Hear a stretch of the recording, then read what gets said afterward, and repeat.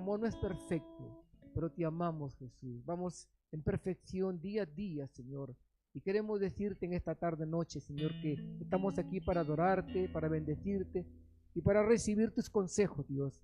Gracias en el nombre precioso de Jesús. Amén, amén. Amén. Nos ponemos en pie para alabar al Señor. Y lo primero que celebramos cuando es aleluya. Me vergüenza me ser junto.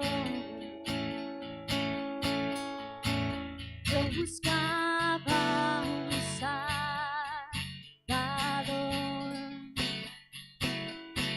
mas tu perdón a mí me liberó. ¡Aleluya! Yo estaba en mi interior, me escondía de ti, Señor. Mas tu perdón a mí me liberó. Tu voz me habló y a la muerte venció. Glorioso día, tu sangre me rescató. Tu voz me habló y a la muerte venció. Glorioso día, tu sangre me rescató.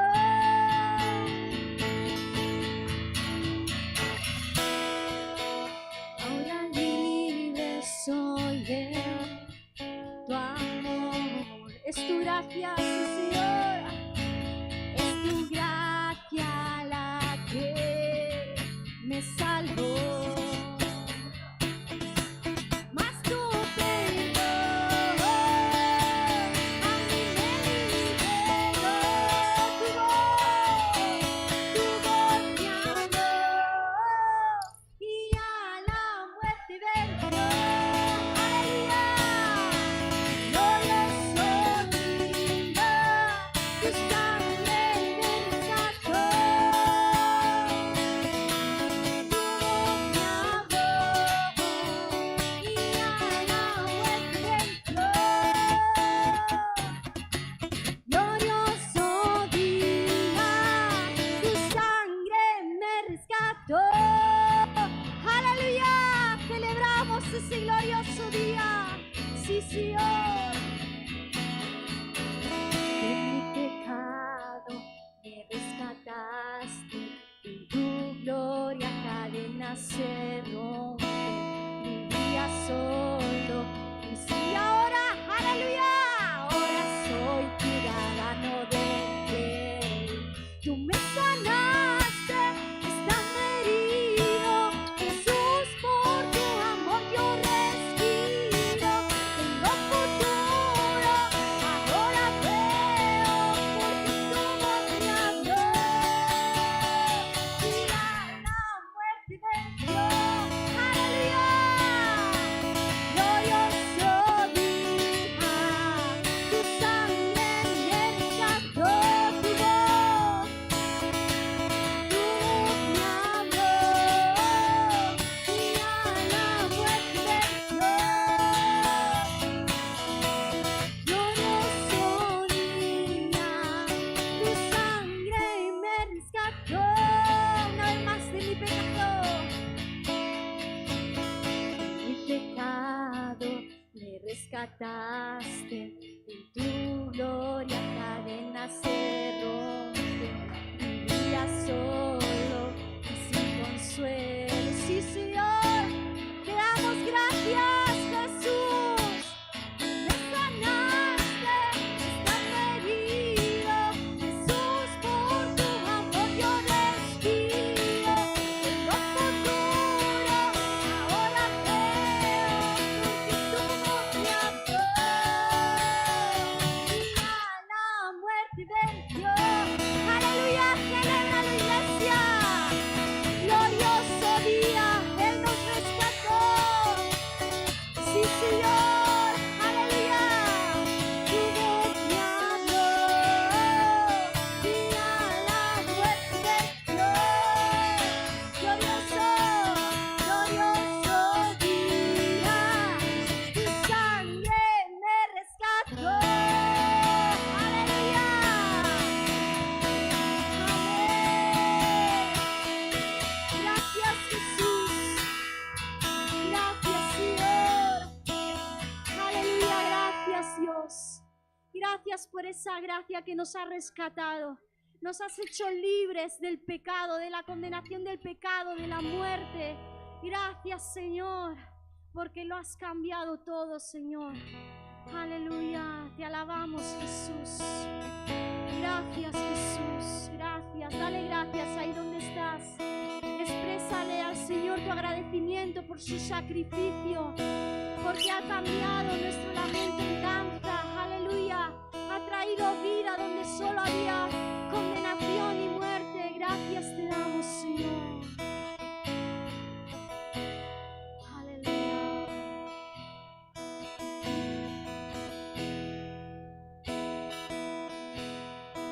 El mundo busqué y por todo llenarme.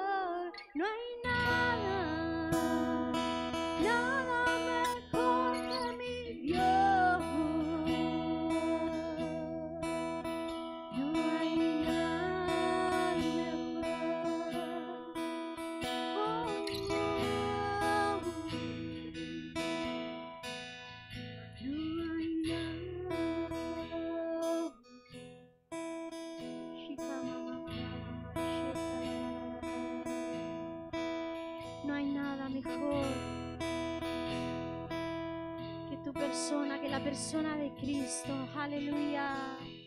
El Espíritu Santo está en este lugar, iglesia. No solo está en este lugar, sino que aún más glorioso es que el Espíritu Santo está en tu interior. Aleluya. En mi interior. Y la palabra nos enseña que el Espíritu de Dios nos guía a glorificar a Cristo. Aleluya. Queremos glorificar el nombre de Jesús. Espíritu de Dios, tómanos de la mano en esta tarde, en este momento. A pesar de que estemos cansados físicamente o mentalmente o emocionalmente o incluso espiritualmente, Señor, renueva nuestras fuerzas en este momento para adorar, para levantar el nombre de Cristo con toda nuestra fuerza, con todo nuestro ser. Sea el nombre de Jesús glorificado. Aleluya. Sea el nombre de Jesús glorificado. Sí, Señor. Tú eres digno, Jesús. Aleluya.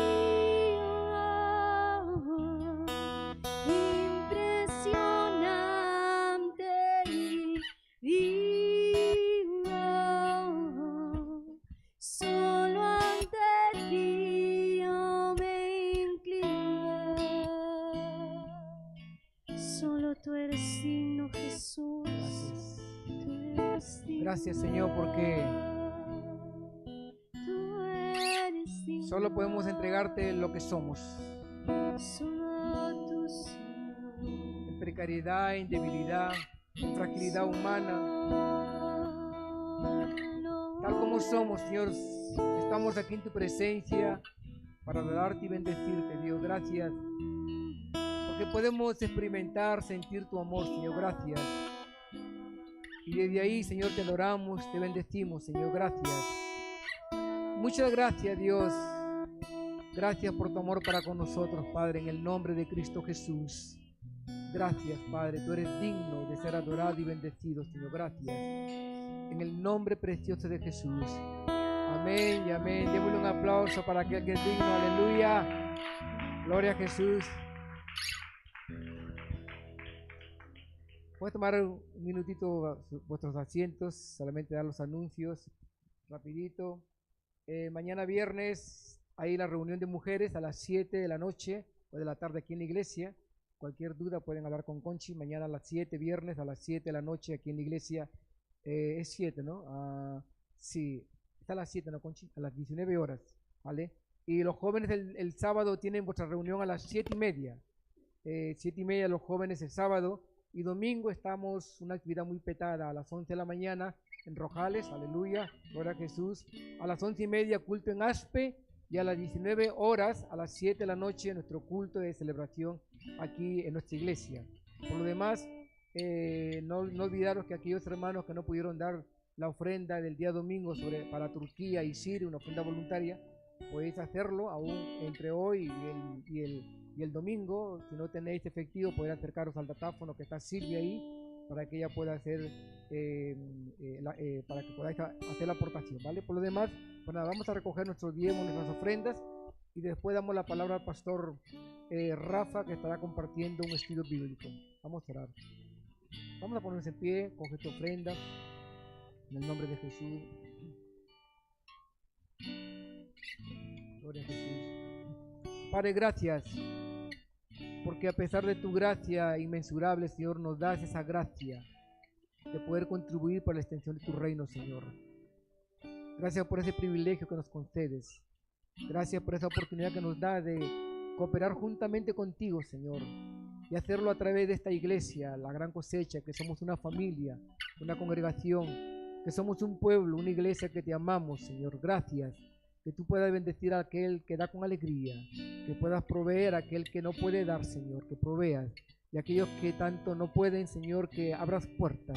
Abre puertas, Dios, y que este dinero sea direccionado para la extensión de tu reino. En el nombre precioso de Jesús. Amén. Amén.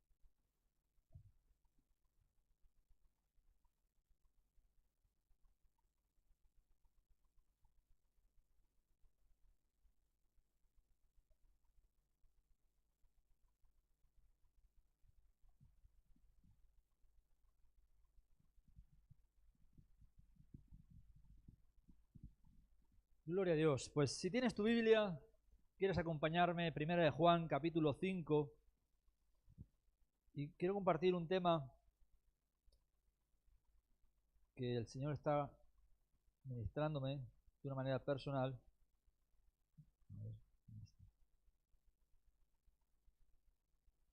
Estuve compartiendo esto precisamente este domingo pasado en Cieza, y es algo, como digo, que el Señor me está ministrando de una manera personal.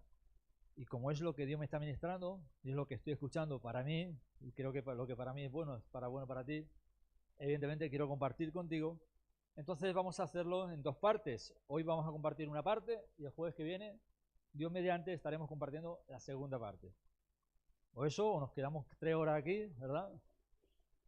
Vamos a estar, ¿verdad?, hasta las 9, nos queda media horita, y vamos a compartir un poco. Y después, pues como digo, el jueves que viene, Dios mediante, estaremos compartiendo la segunda parte. Quiero compartir contigo sobre la identidad sobrenatural del creyente, evidentemente. La identidad sobrenatural. La identidad sobrenatural, ¿verdad? Identidad tiene que ver con el vocablo identitas, que viene del latín, y habla del grupo de rasgos que diferencia a cada individuo o grupo de uno de otro. La identidad tiene que ver con nuestra personalidad, tiene que ver con nuestra cosmovisión, ¿verdad? Nos distingue de otras personas en cuanto a todo, ¿verdad? Lo que son nuestros gustos, nuestras necesidades, prioridades, nuestras acciones, cómo comportamos, cómo reaccionamos ante las circunstancias. Es una identidad, cada uno tiene una identidad de manera concreta, personal, ¿verdad? Así como nuestra huella dactilar es única, exclusivamente, a pesar de que somos millones y millones en el mundo, cada uno tiene una huella dactilar. Igual pasa, evidentemente, con ciertos animales, como por ejemplo las cebras. Ninguna cebra es exactamente igual. Es una huella dactilar, una huella en su piel en cuanto al dibujo.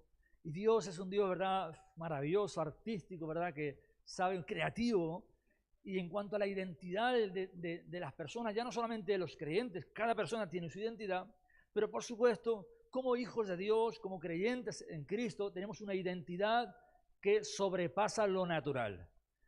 Porque evidentemente tenemos un Dios sobrenatural, ¿verdad? Por eso. Entonces, el mundo tiene una crisis de identidad, sin ninguna duda. El mundo tiene crisis de identidad y lo predica, lo anuncia, ¿verdad?, con bombo y platillo por todos los medios posibles. Todos los medios posibles, ¿verdad? Incluso, evidentemente, pues hacia el público más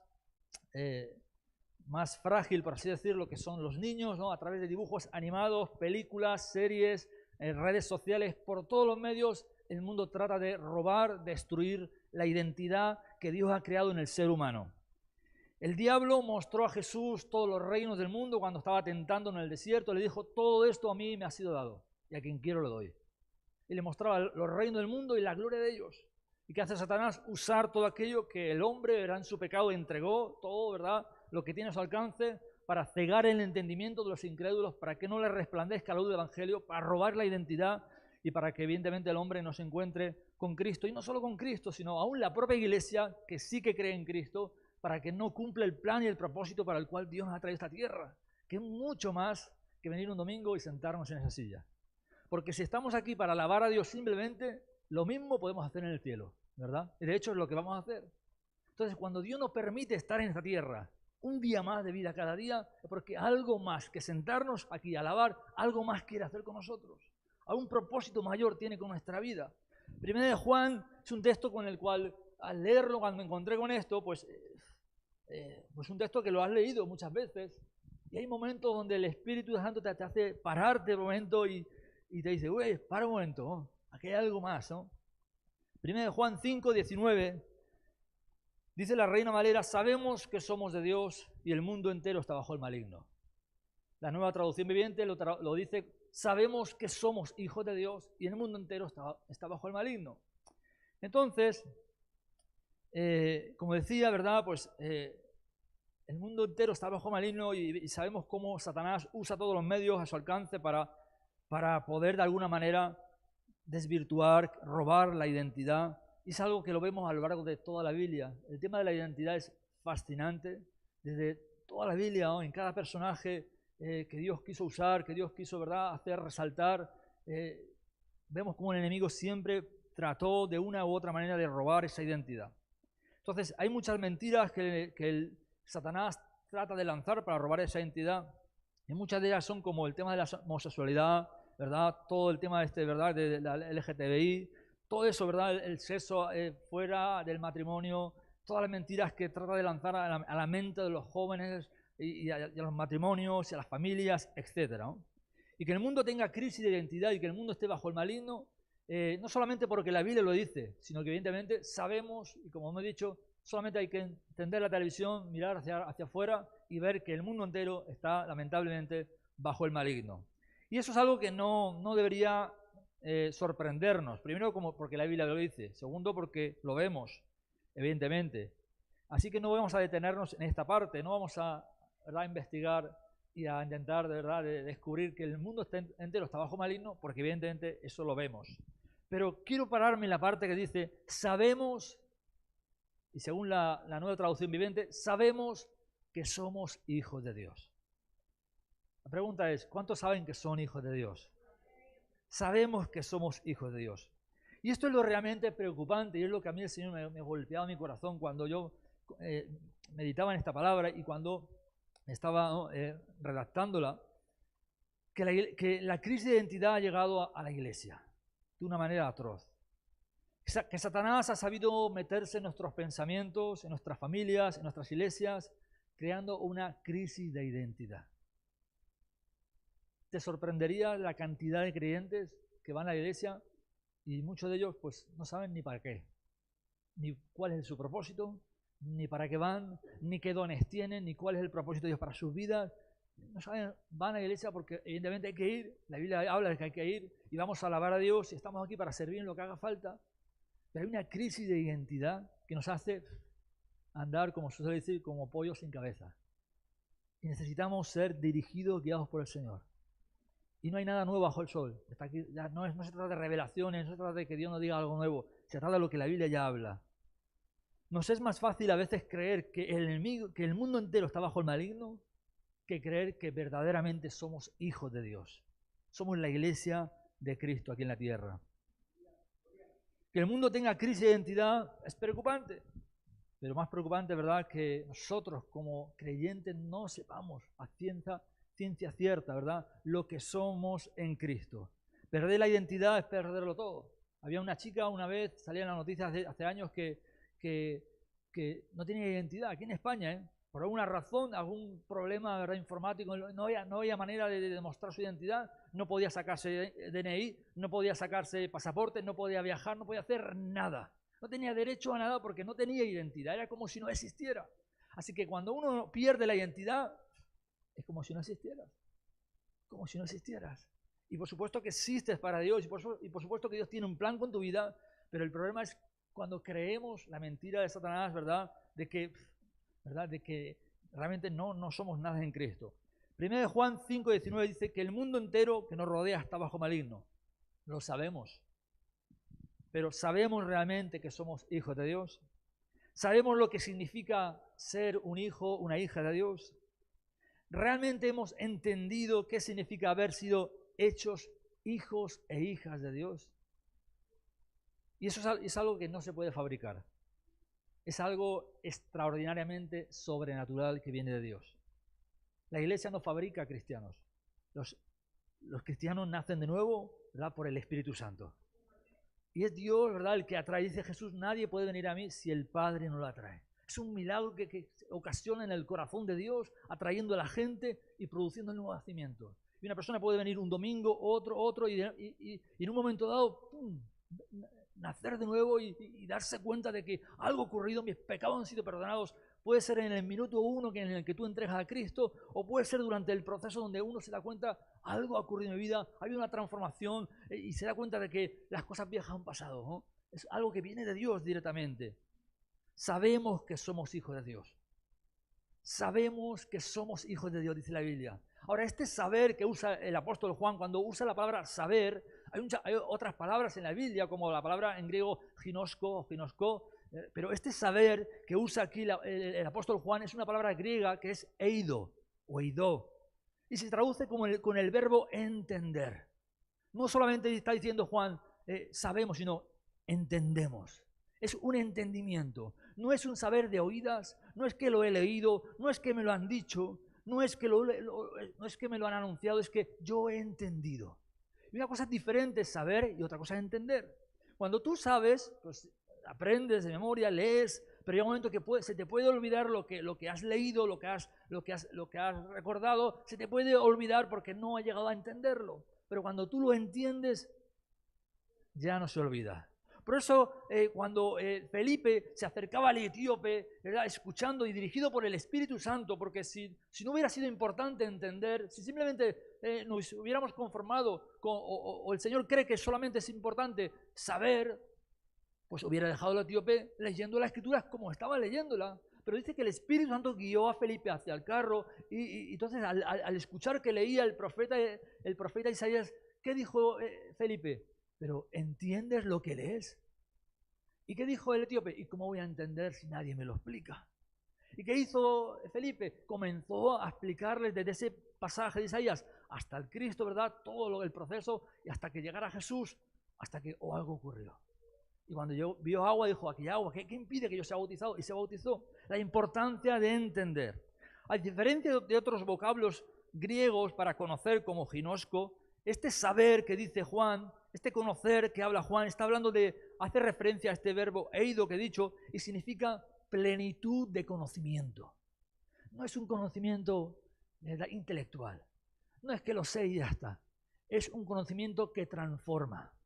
Es un conocimiento que al darse cuenta, al entenderlo, algo ocurre en el interior. Cuando el apóstol Pablo, antes de ser apóstol Pablo, ¿verdad?, Saulo de Tarso, iba en el camino a Damasco, él estaba convencido de lo que hacía y de que estaba sirviendo a Dios. Matando, llevando a la gente a la cárcel, ¿verdad?, creyendo que servía a Dios. Y tal pasión tenía por esta labor que va a los fariseos, le pide cartas para poder tener autoridad en otras ciudades, para ir y tomar a los cristianos y apresarlos. Y va camino a Damasco con una convicción, con una dureza de corazón. Y cuando se encuentra con Jesús en el camino a Damasco y dice, ¿quién eres? Soy Jesús a quien tú persigues. Y entonces algo ocurre en la vida de Saulo. No solamente él conoce, porque evidentemente había escuchado hablar de Jesús. De hecho, él estaba presente mientras mataban a Esteban, escuchando a Esteban, como Esteban era con su rostro como el de un ángel, viendo incluso al Hijo de Dios, a la diestra de Dios, y estaba ahí Esteban haciendo milagros, sanando enfermos, liberando a los demoniados. Ahí estaba Pablo, ¿verdad?, mirándolo, pero endurecido de corazón. Pero cuando se encuentra con Jesús y entiende, algo ocurre en la vida de Saulo. Es un hombre transformado literalmente. Entonces este conocer que habla aquí Juan, cuando dice sabemos que somos hijos de Dios, habla de pleno conocimiento, plenitud de conocimiento. Así que está diciendo, sabemos, entendemos, hemos visto, hemos reconocido, hemos percibido. Está diciendo, tenemos el conocimiento absoluto de que somos hijos de Dios. Aunque el mundo esté en tinieblas, aunque el diablo tenga el control del mundo, nosotros tenemos la certeza completa de que somos hijos de Dios. Y eso es lo que marca la diferencia. Eso es lo que realmente marca la diferencia. No importa dónde estés, ni en qué lugar estés, ni bajo qué circunstancias estés. Cuando tú tienes la certeza completa, la convicción absoluta de que eres un hijo, una hija de Dios, las cosas comienzan a cambiar. Esa es la cuestión. ¿Cómo podemos tener ese conocimiento absoluto? ¿Cómo puedo pasar de simplemente lo sé a lo entiendo? Porque es diferente saber que entender. ¿Cuánto han leído la Biblia entera? Pues la hemos leído. Hemos leído la Biblia y la hemos leído en una versión y en otra y la leemos todos los días. Pero cuando de repente la palabra de Dios se hace viva, ese texto que ha leído 20.000 veces, algo ocurre. Una vez, les comento, estaba nuestro pastor Antonio, predicando, estaba en Matola, allí en Matola, y estaba predicando sobre 1 Samuel capítulo 13. ¿Y por qué me acuerdo? Porque normalmente no me acuerdo tanto de eso. ¿Por qué me acuerdo? Porque algo ocurrió en mí ese día. Algo ocurrió. Comenzó él a predicar 1 Samuel capítulo 13. Así que vayamos a 13 de 1 Samuel. Y todos fuimos a ese texto. Y yo en mi inquietud, o el Señor me empezó a quitarme, me llamó la atención. Me atrapó ese texto y comencé a leer el capítulo 13. Y mientras él predicaba, de lo cual no me acuerdo de lo que predicó. Entonces, por eso digo que no hay que hacer esto, evidentemente hay que escuchar al predicador. Pero en ese momento, porque Dios así lo quiso, me puse a continuar la lectura mientras estaba predicando en el culto en silencio, sin ningún ruido, sin ninguna manifestación divina, solamente en silencio con la palabra, comencé a leer el capítulo 14. Y algo comenzó a ocurrir aquí. Lo había leído otras veces, muchas veces ya de hecho, y algo comenzó a ocurrir. Cuando terminó el culto, recuerdo perfectamente que me dirigí a mi mujer y le dije, Dios me ha transformado. La palabra se hizo carne. De repente no solamente sabía lo que estaba leyendo, comencé a entenderlo y algo ocurrió dentro. Y eso es a lo que me refiero. Yo no sé a lo que se refiere Juan cuando dice, tenemos la absoluta convicción, tenemos un entendimiento, hemos llegado a entender, a comprender que somos hijos de Dios. Sabemos que somos hijos de Dios. Y cuando dice que somos, la palabra saber aquí, porque estamos hablando, ¿verdad?, de saber, pero dice, sabemos que somos hijos de Dios. Está hablando de un verbo también que es men en griego. Y es un verbo primario, plural, indicativo del verbo eimi, que significa yo existo. Es el mismo verbo que usaba Jesús cada vez que decía yo soy. Yo soy el camino, yo soy la verdad, yo soy la vida, yo soy el pan, yo soy el agua. Cada vez que Jesús decía yo soy, usaba el verbo eimi, que significa yo existo. Habla de naturaleza, habla de la verdadera naturaleza, de la existencia. Habla de no solamente que soy y ya está, sino que esta es mi verdadera naturaleza. En otras palabras, lo que está indicando Juan es que somos o existimos como hijos de Dios. No está hablando de un parche puesto en nuestra vieja naturaleza. No, Dios no está diciendo que, mira, tenemos una vieja naturaleza y Dios hace un arreglo ahí. No, lo que está haciendo es que ha puesto una nueva y sobrenatural naturaleza en nosotros. Hay una naturaleza nueva y sobrenatural en mí. En el momento que yo recibo a Cristo, algo sobrenatural viene. Y evidentemente es el Espíritu de Dios morando dentro de nosotros. Para que hagamos una idea, Dios se manifestó a Moisés en la zarza. ¿Y cómo era aquel lugar? ¿Cómo era aquella zarza? Moisés estaba acostumbrado a ver zarzas ardientes, porque en el desierto era algo común. Pero le llama la atención que esa zarza no se consume. Se acerca y escucha la voz de Dios diciendo, no te acerques, y quítate el calzado donde tus pies, porque el lugar donde pisas santo es. Y ahí ocurre el llamado de Moisés. Luego vemos a Dios manifestándose en el monte Sinaí. De tal manera humeaba y temblaba la montaña con rayo y fuego, que el pueblo de Israel corría, huía, espantado, creyendo que iba a morir. Imagínense cómo era Dios manifestándose en la montaña, en el monte Sinaí. Y luego vemos cómo Dios se manifestaba en el tabernáculo, en esa columna de fuego, esa columna de humo, de tal manera que el sumo sacerdote, para entrar una vez al año al lugar santísimo, durante días anteriores tenía que ayunar y orar para que ni un pensamiento pecaminoso viniera a su mente, atado con una cuerda en su tobillo y con campanillas en su vestido, para que los sacerdotes supieran si estaba muerto o aún seguía vivo. Imagínense el temor de Dios para entrar a la presencia de Dios, cómo Dios se manifestaba en aquel lugar. Y luego vemos a Dios manifestándose en el templo. Cuando Él venía, los levitas tenían que salir, todo el mundo tenía que salir, porque Dios había llenado el templo. Pues ese mismo Dios, morando dentro de nosotros, viviendo aquí, identidad sobrenatural. Tenemos una identidad sobrenatural. Y cuando Juan está diciendo, sabemos, y hablando de entendimiento, que somos, y hablando de existencia, naturaleza, una naturaleza sobrenatural, sabemos que somos, sabemos que tenemos una identidad que no es de este mundo. Es la misma palabra, esta palabra somos, en eimi, en griego, para referirse a nosotros como somos, que somos hijos de Dios. Es la misma palabra que usa Jesús mismo en Juan 17:24. Y me encanta este texto que dice, Padre, aquellos que me has dado, quiero que donde yo estoy también estén conmigo, para que vean mi gloria.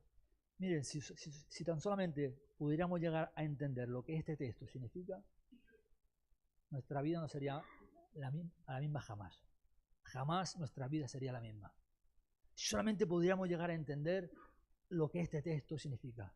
Padre, aquellos que me has dado, ¿a quién se refiere? A los discípulos primeramente y por supuesto a todos aquellos que vamos a creer en Él.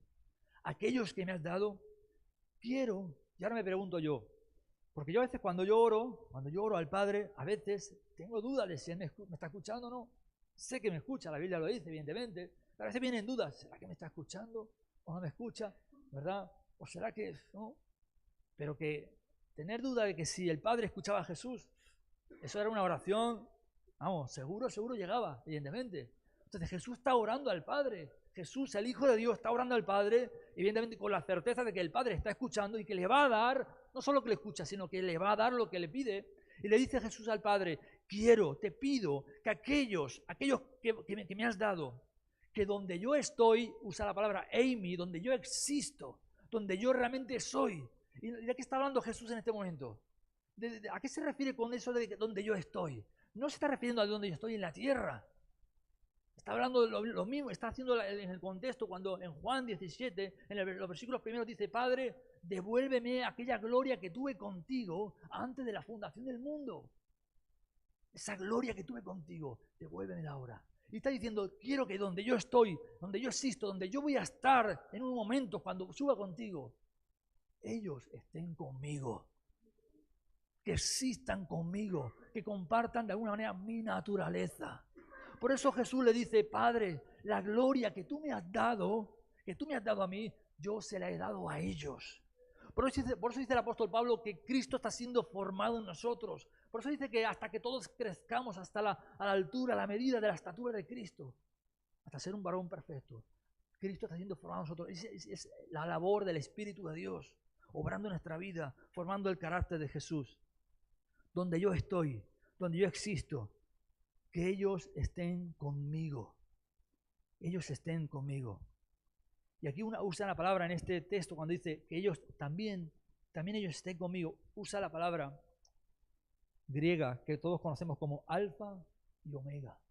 En el griego es interesante, usa esta palabra que aparece 62 veces en el Nuevo Testamento. En la mayoría de veces se traduce como ser. Que ellos estén, la palabra estén, ser. Es la última palabra del alfabeto griego, omega, y por lo tanto puede ser usada para denotar el fin de algo o el cumplimiento de algo. Como en Apocalipsis 22:13 dice, yo soy, Eimi, el alfa y el omega, el primero y el último, el principio y el final. Jesús está diciendo, yo soy, yo existo como el cumplimiento de todo. Yo soy o existo como la plenitud absoluta. Como dice Colosenses, agradó a Dios que en Cristo habitara toda la plenitud de Dios. Padre, ¿verdad? Espíritu Santo morando, viviendo dentro de Jesús. Esa plenitud absoluta. Y la misma palabra plenitud, que es la palabra en griego pleroma, esa palabra cuando se refiere a la plenitud de Cristo. La plenitud de Cristo, esa misma palabra es la misma palabra que usa Pablo para referirse a nosotros cuando dice que si llegáramos a entender de la misma manera que usa, ¿verdad?, este texto aquí en 1 Juan 5, dice Pablo en Efesios 3, 14 al 19, si llegáramos a entender, a conocer por un momento, a darnos cuenta de cuánto Cristo nos ama, de cómo es el amor de Dios en nosotros, seríamos llenos de esa pleroma, de esa plenitud de Dios. La misma plenitud que habitaba en Cristo nos llenaría por completo. Y me pregunto yo, ¿qué sería usted capaz de hacer si entendiera eso? Le aseguro que no se conformaría con venir a la iglesia el domingo. Le aseguro que sería cada día de su vida sería una aventura. Sería tal y como Jesús nos mandó que hiciéramos. Cuando Jesús estaba en la sinagoga y dijo, el Espíritu del Señor está sobre mí. Ahora, si yo pregunto, ¿cuántos creen que el Espíritu está sobre usted? A decir que sí. Ahora Jesús dijo, el Espíritu del Señor está sobre mí, pero con un propósito. Para esto, para sanar, para liberar, para abrir ojos, para predicar el año agradable, para anunciar que hasta aquí llegó el pecado, hasta aquí llegó la opresión de Satanás. Usa el texto en Isaías cuando habla de ello, y en ese texto es tremendo, ¿verdad? Cuando habla de lo mismo y dice, para ordenar que a los enlutados, ¿verdad?, se les dé un espíritu de gozo en lugar de opresión, de ceniza, de angustia. Para cambiar las cosas, para anunciar el año agradable del Señor, ¿oh?, la buena noticia. O sea, ¿qué quiere decir con esto? Que el mismo Espíritu, dice la Biblia, el mismo Espíritu, dice Romanos capítulo 8, que levantó a Jesús de los muertos, el mismo Espíritu que impulsaba a Jesús en el desierto y fuera del desierto a sanar, porque a Jesús todo lo que hacía lo hacía guiado, dirigido por el Espíritu Santo. Aún en Hechos 1:2, cuando dice que antes de partir para el cielo, dice que dio a sus apóstoles, a sus discípulos, dio instrucciones por el Espíritu Santo. Todo lo hacía dirigido por él. O sea, ese mismo Espíritu morando en nosotros, ¿verdad?, capacitándonos para hacer no solamente lo que Jesús hizo. Jesús dijo, mayores cosas que yo haré. Fijaos qué tremendo. ¿Por qué haríamos mayores cosas que Él? Porque tenemos el mismo Espíritu Santo. Así que, hermanos, sí, el mundo está bajo el maligno, claro que sí. pero nosotros sabemos que somos hijos de Dios. Sabemos que somos hijos de Dios. Con razón, Pablo, hablando de la iglesia, expresó que éramos, dice Pablo, la plenitud de aquel que todo lo llena en todo. Hablando de la iglesia, dice, la iglesia es la plenitud de aquel que todo lo llena en todo. Fijaos, otra vez usa la palabra pleroma, expresando que la iglesia es en Cristo. La iglesia es en Cristo. La iglesia es en Cristo la abundancia, el cumplimiento, la restauración, la terminación de aquel que todo lo llena. Hermanos, somos, y cuidado, no me malentienda ni no me malinterprete. Por supuesto que tenemos los pies en la tierra y sabemos que somos polvo de esta tierra. Y sabemos que evidentemente estamos, como decía Pablo, vendidos al pecado en ese sentido. Por supuesto que sí. ¿Y quién nos liberará este cuerpo de muerte? No estoy hablando ni mucho menos de ser superhombre, supercristiano, ni nada de eso. Estoy hablando, ¿verdad?, de que lo que somos por la gracia de Dios. Pero eso no quiere decir, ¿verdad?, que no lo somos. Claro que lo somos, evidentemente. Tan malo es, evidentemente, creerse, ¿verdad?, que esa arrogancia espiritual que nos hace ir por encima de los demás, como también, evidentemente, no creer en las promesas de Dios y no creer en la identidad que Cristo ha formado en nosotros. Y nos hace andar, pues, evidentemente, derrotados continuamente. No somos nada por nosotros mismos, pero en Cristo la cosa cambia, cobra valor, importancia, identidad sobrenatural. Por eso Juan, al decir que tomamos de esa plenitud, terminó la frase diciendo gracia sobre gracia. Gracia sobre gracia. Esto es gracia, que de unos seres vendidos al pecado, ¿verdad?, como esclavos allí vendidos, Jesús nos compra, nos restituye, como dice en Isaías, ¿verdad?, en ese texto de Isaías, creo que es 42, cuando dice yo te hice, yo te formé, te hice, te estoy dando forma, dice, te redimí, mío eres tú, he puesto nombre, te he puesto nombre, mío eres tú. Y habla de ese proceso donde Dios no solamente nos hace, sino nos hace y nos deterioramos por el pecado, pero Él viene y nos da forma, Él viene y nos redime, y Él viene, ¿verdad?, y nos apropia y nos pone su nombre. ¡Wow! Es tremendo. Entonces, el mundo que nos rodea está bajo maligno, pero nosotros sabemos con toda la convicción, con toda la certeza de que somos hijos de Dios. Por eso Efesios 2:10 dice, porque hechura suya somos. Hechura suya somos. Y dice, creados en Cristo. Y eso me gusta compartirlo aquí en Elche, porque ¿saben por qué? Porque cuando lo compartí en fiesta el domingo pasado, y claro, ahí no hay tantos zapateros como aquí en Elche. Aquí hay zapateros en Elche. Y el zapatero va a entender lo que significa esto. Entonces, cuando tú trabajas en una fábrica de zapatos y te dicen, ¿verdad?, de que tienes que hacer unos zapatos, estás en una cadena de producción, todo va en base a un modelo, un zapato que ya está creado, y te dicen, este es el modelo. La forma, el modelo, ¿verdad?, como se quiere llamar. Y sobre este modelo todos tienen que ser igual. Esa es la idea. Pues cuando la Biblia dice aquí en Efesios 2:10, creados en Cristo, el término griego significa creados a partir del modelo de Jesús. Lo que está diciendo es, Pablo está diciendo, admirado de esa gracia que dice que estaba escondida antes de la fundación del mundo, y hablando de los gentiles sobre todo, pero evidentemente de toda la creación, estaba diciendo lo que Dios hizo en Cristo.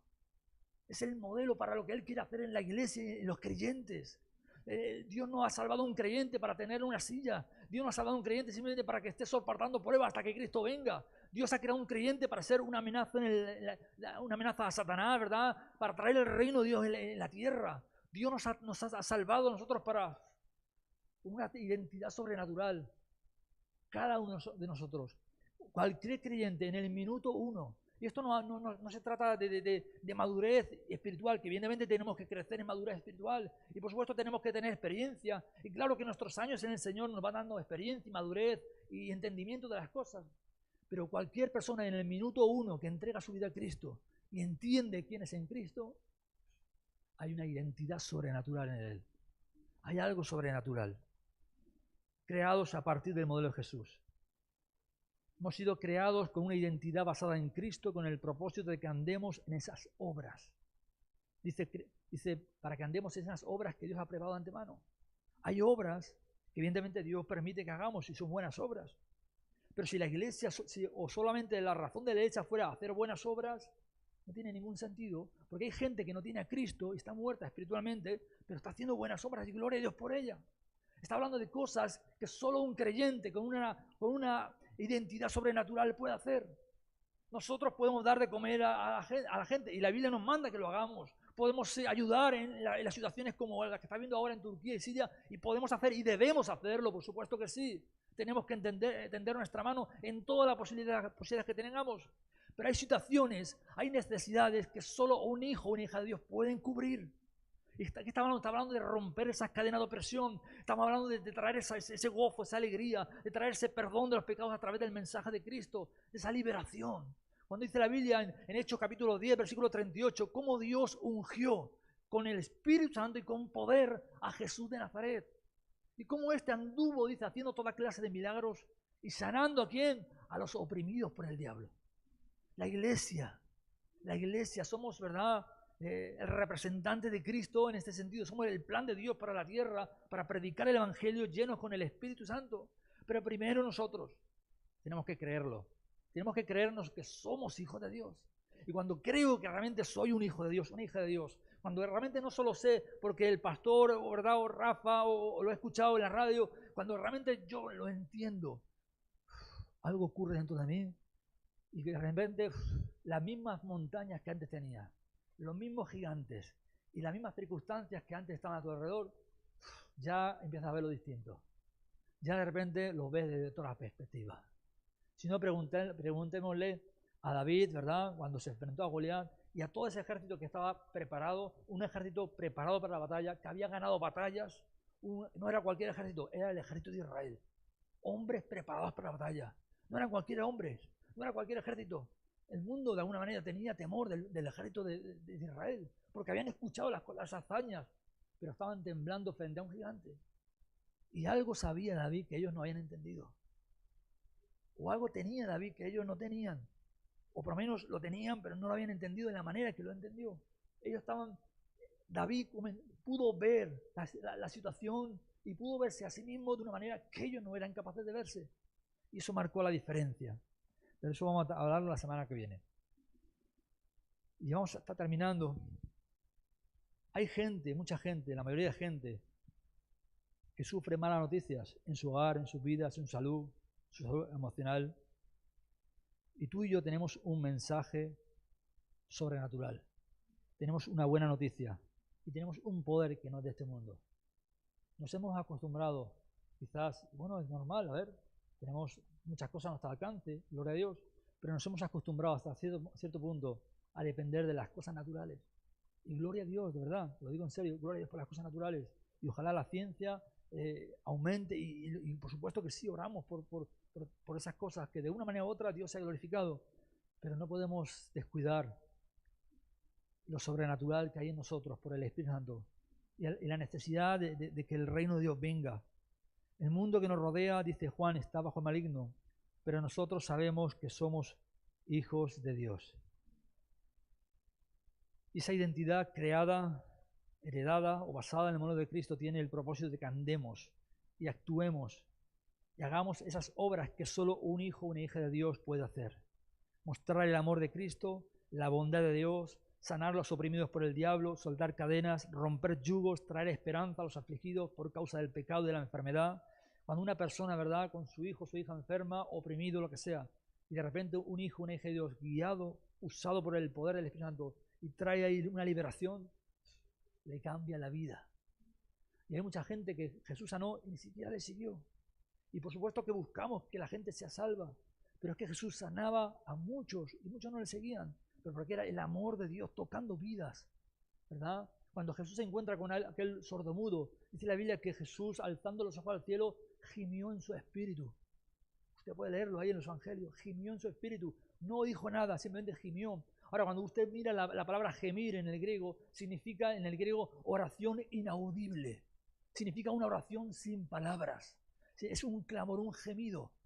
Jesús lo que estaba de alguna manera gimiendo en su espíritu es, por aquel sordomudo estaba la necesidad, el ver la aflicción de aquel hombre le llevó a gemir. Fijaos.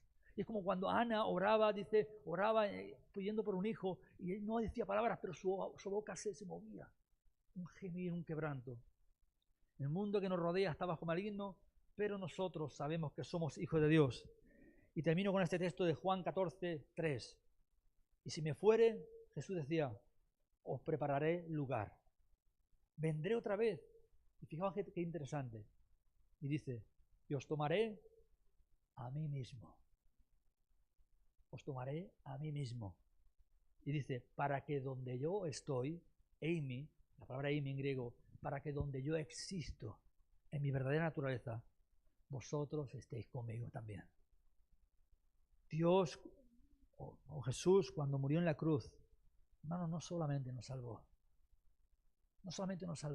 evidentemente para mí es el máximo, pero no solamente nos salvó, nos dio una naturaleza sobrenatural para continuar la obra que Él dejó en la tierra. Y lamentablemente la iglesia, lamentablemente el diablo no ha cambiado de estrategia. La misma mentira con la que engañó a Adán y Eva, la usa hoy día con nosotros. La misma. Con que Dios os ha dicho. Con que Dios te ha dicho que eres un hijo, su hija. Y lamentablemente lo van a engañarnos. Si hermano, se lo intentó con Jesús 3 veces. Si tú eres hijo de Dios. Y si tú eres hijo de Dios, hombre, si has fallado en la primera, cambia de estrategia. No, la segunda vez, lo mismo a Jesús. Y la tercera vez. Y no le bastaba más que cuando Jesús está muriendo en la cruz, usa a los fariseos para decir exactamente lo mismo. Si tú eres hijo de Dios, baja de esa cruz. Él no cambia de estrategia. Y lo hace contigo y conmigo. Con pruebas, tribulaciones, angustias, oraciones aparentemente no escuchadas, con ansiedad, preocupación, con un montón de cosas, dudas. Y te pregunta el Satanás, muy verdad, sigiloso, si tú eres hijo de Dios. Porque estás viviendo como vives. ¿Dónde está el Dios, verdad? Tu Dios. Y yo me acuerdo muchas veces ese salmo, creo que David, que decía un salmo, ¿por qué ha de decir la gente, ¿dónde está tu Dios? Señor, manifiéstate en nuestra vida. La gente vea que tú eres el Dios de los cielos, ¿verdad? Nuestro Dios libertador. Hermanos, tenemos una identidad sobrenatural. Y por eso Pablo decía, entendiéndolo, Pablo había entendido lo que significa eso y decía, ya no vivo yo, mas Cristo vive en mí. Y lo que ahora vivo, lo vivo en el Hijo de Dios, ¿verdad? Ya no vivo yo, es Cristo viviendo en mí. Cristo en mí, la esperanza de gloria. Lo que quiero decirte con esto, y termino con esta conclusión, lo que quiero decirte con esto, hermano, hermana, iglesia, y la semana que viene vamos a continuar el mismo tema, porque tengo ahí para 2 horas más, pero evidentemente no va a quedarnos. Pero lo que quiero decirte, de verdad, lo que quiero transmitirte, tanto más que decirte es transmitirte, que es lo mismo que estoy sintiendo yo en mi corazón estos días, que oremos de manera personal, cada uno, cuando vayas a orar con el Señor, dile, Señor, hazme entender. Yo quiero que tú me reveles. Yo sé que soy un hijo de Dios, lo sé, no tengo dudas, sé que soy salvo, pero no quiero saberlo, quiero entenderlo, quiero comprenderlo, quiero que se revele a mi vida, porque te aseguro que tu vida no va a ser la misma. Te aseguro cuando salgas por las puertas, la primera persona con la que te encuentres, ese escucha el Evangelio. Y la primera persona necesitada con la que te encuentres, te aseguro que vas a orar por esa persona, porque vas a creer. Si no, pregúntale a Felipe y pregúntale a Esteban, hombres que simplemente fueron escogidos para servir las mesas. No tenían otro ministerio aparentemente en ese momento. Servir las mesas de las viudas, con todas las quejas que estaban viendo en ese momento. Estaban sirviendo las mesas fielmente, pero hubo el momento donde se desató la persecución, tuvieron que correr y encontramos a un Esteban, un diácono que había sido escogido para servir las mesas, sanando a los oprimidos por el diablo, sanando a los enfermos, echando fuera demonios. Fijaos qué tremendo. Y la gente dice no podía resistir el espíritu con el que hablaba. Y nos encontramos a un Felipe que llega a Samaria huyendo de la persecución, y dice la Biblia, y había gran gozo en la ciudad, porque Felipe predicaba a Cristo. Los enfermos eran sanados, los endemoniados eran liberados, la gente estaba siendo tocada por el Evangelio, de manera que llega la noticia a los apóstoles tienen que venir, comenzar a orar, la gente comienza a recibir el bautismo en el Espíritu, porque alguien ha entendido que soy un hijo de Dios. Así que hermanos, vamos a orar esta tarde y vamos a pedirle al Espíritu Santo, Señor, haznos entender. Señor, haznos entender que verdaderamente somos hijos de Dios, independientemente de lo que el diablo pueda hacer o independientemente de cómo esté el mundo. Para Dios no es difícil salvar con muchos o con pocos. No es difícil para Dios, ni mucho menos, ¿verdad? Dios puede hacerlo. Y si con hombres como los apóstoles, dice la Biblia, que trastornaron el mundo entero, ¿qué no podrá hacer con una iglesia que ha entendido y está convencida de que tiene una identidad sobrenatural, de que su labor en esta tierra, en el lugar, en el vecindario donde está, en la iglesia donde está, es mucho más que simplemente levantar manos y alabar al Señor, que gloria a Dios por ellos. Es más que eso, es atraer el reino de Dios a los necesitados para que el nombre de Jesús sea predicado en todo lugar. Padre, en el nombre de Jesús te alabamos en esta tarde. Te damos gracias, maravilloso Dios. Te damos gracias por salvarnos, por rescatarnos, por perdonar nuestros pecados. Señor, reconocemos, Señor, que, Señor, ¿dónde estaríamos si tú no nos hubieras tocado, salvado? Tú nos amaste primero, tú viniste a nuestro encuentro, tú te has revelado a nuestras vidas. Perfectamente podríamos estar en este momento perdidos, sin luz, en las tinieblas, Señor, o incluso muertos, Señor, en nuestros delitos, pecados, muertos físicamente, condenados, Señor, a una eternidad sin ti. Pero tú nos amaste, viniste a nuestro encuentro, nos atrajiste hacia ti, Señor, nos revelaste nuestra necesidad de ti, nos has salvado. Oh Dios Todopoderoso, gracias porque a pesar de que seguimos fallando todos los días y cometemos errores, Señor, pero tu Espíritu Santo sigue viviendo, morando dentro de nosotros, formando el carácter de Cristo, hablando, atrayendo nuestra vida. Señor, sedúcenos como sedujiste a Jeremías, que tu palabra se convierta como Jeremías en un fuego en nuestros huesos, que no podamos resistirlo. Señor, que esta palabra, Señor, comience a arder en nosotros, que nos convenza día y noche, que nos haga entender como los discípulos en el camino en Maús, que caminaban contigo, pero ni cuenta se daban que eras tú, Señor. Y dice tu palabra que tú tuviste que abrirle los ojos, sus ojos estaban velados, Señor. Abre nuestros ojos para que entendamos tu palabra, para que entendamos quiénes somos en Cristo. Señor, que no escuchemos las mentiras del diablo. Señor, que esa mentira de, Señor, esas dudas de si somos o no somos hijos de Dios. Señor, que prestemos oídos a la voz de tu Espíritu Santo. Soberano Dios, oramos por cada uno de los que aquí están, por los que escuchan tu palabra, que en el nombre poderoso de Jesús, Señor, algo que nosotros no podemos hacer, solamente tú puedes hacer eso, una intervención sobrenatural. Alumbra los ojos de nuestro corazón, convéncenos, Señor, llévanos a esa realidad, Señor, llévanos a ese encuentro de llegar a entender por completo, con una certidumbre completa de que verdaderamente somos hijos de Dios, tenemos un plan en esta tierra, tú nos permites vivir cada día nuestra vida, Señor, porque aún tú quieres algo hacer en nosotros y a través de nosotros. Señor, en el nombre poderoso de Jesús, te alabamos y te bendecimos por lo que tú quieres hacer, por tu plan ya descrito antes de la fundación del mundo, Señor. Oh, soberano Dios, gracias por cada hermano, por cada hermana, por tu iglesia. Gracias por lo que tú vas a hacer, Señor, en el nombre poderoso de Jesús. Amén y amén.